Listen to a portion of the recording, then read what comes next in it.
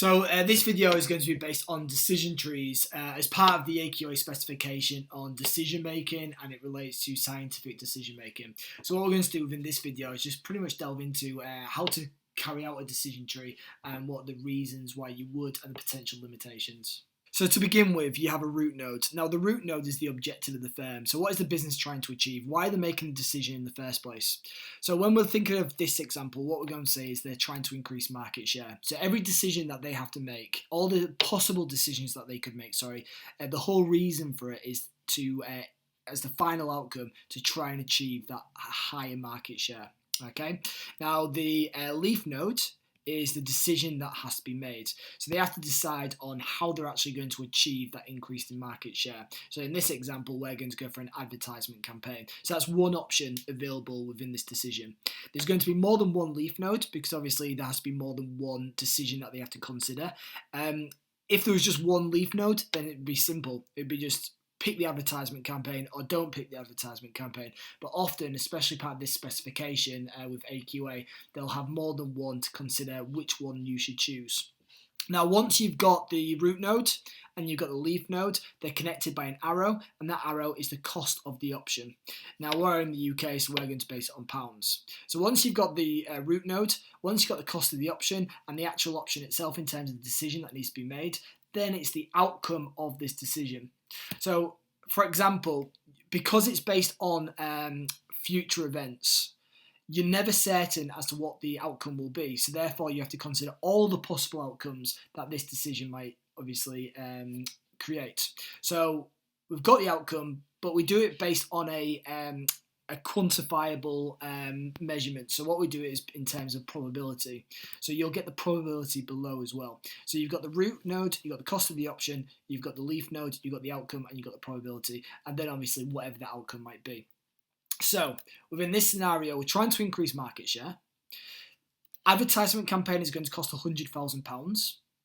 The chance of high success is 0.6, and that would result in sales revenue of 1.2 million. Low success is 0.4, and that would result in sales revenue of 0.2 million. So clearly the low success meaning it doesn't really help with sales, not as much as they were hoping for, and therefore it doesn't really increase market share as much as possible. Now what we're going to do now is we're going to go through the calculations as to what you'd have to do with this data. So to begin with, we'd get our high success of 0.6, and we'd times it by our outcome of 1.2 million. So what we'd do is our 1.2 million times by 0.6, and that would give us a monetary value of £720,000. And we do the same with the low success as well. So we've got our £200,000 times by our 0.4, and it gets £40,000. Now what we have to do there is we have to add it up to get our total expected value. So that would be 720,000 plus 40,000 equals £760,000. But what we have not done yet is we've not considered the cost of the advertisement campaign, which is clearly £100,000. So once we've deducted that from our expected value, we'll get our net expected value of £660,000. Now, when we go on to the other possible decisions that this company has to take, we have to obviously remember that net expected value because that is what we'll compare with the other leaf nodes as to which leaf nodes we pick. So with this one, we've got sales promotion and we've got advertisement campaign. Now we've already worked out the advertisement campaign as we've got here of the net expected value of £660,000. But now we have to do the same for sales promotion. Now if you wanted to have a go at this yourself, I would recommend pausing the video now.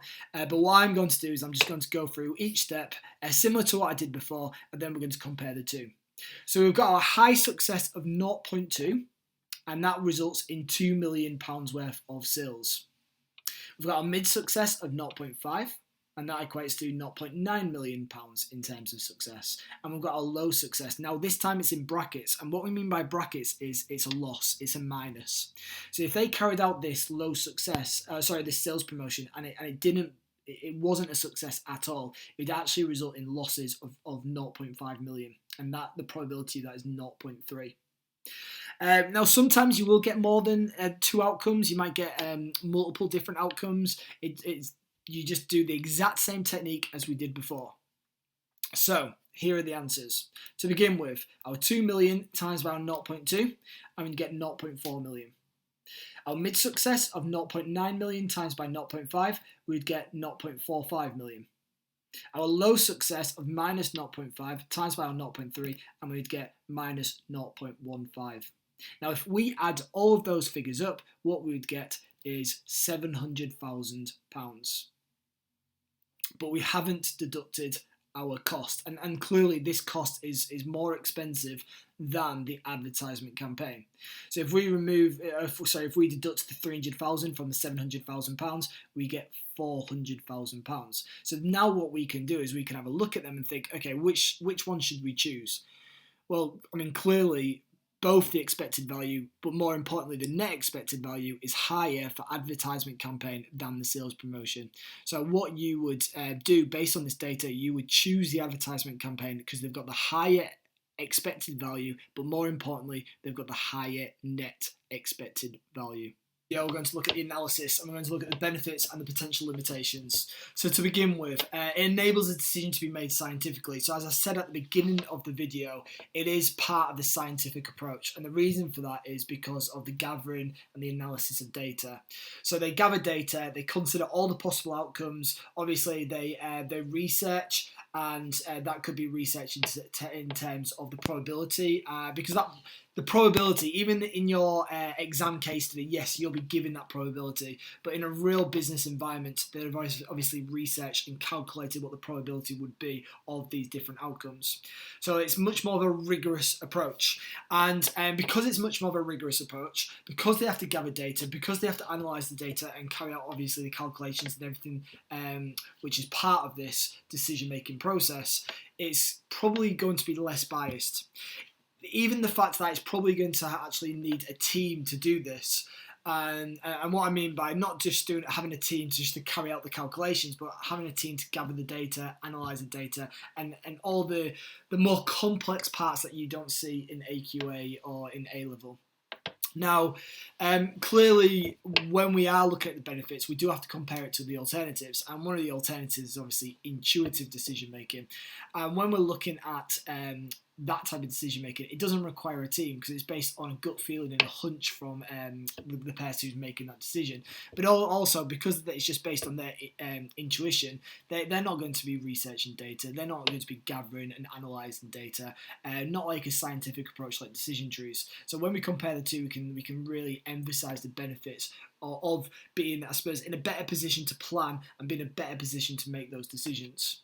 Now, it does have limitations. Clearly, yes, research is carried out, yes, data is collected, but you are also basing it on uncertain events. You're predicting, you're carrying out probabilities, but they're not going to be entirely accurate because you can never really predict the future. It's very, very difficult. There's lots of uncertain events. And with that in mind, you might make the decision. You might make the decision based on the decision tree, but it might be the wrong decision. The one thing that I would say about that, though, is every time you make a decision, you never know what the outcome is going to be. So you could say that for every single type of decision making, and at least with decision trees, at least there's more planning that's gone into it, which makes it a better chance of getting the right answer and making the right decision. It also does depend on the skill level of the team. If they're, for example, cutting corners or like the shortcuts could make this data even more inaccurate and even less reliable. So you have to consider it from that point of view as well.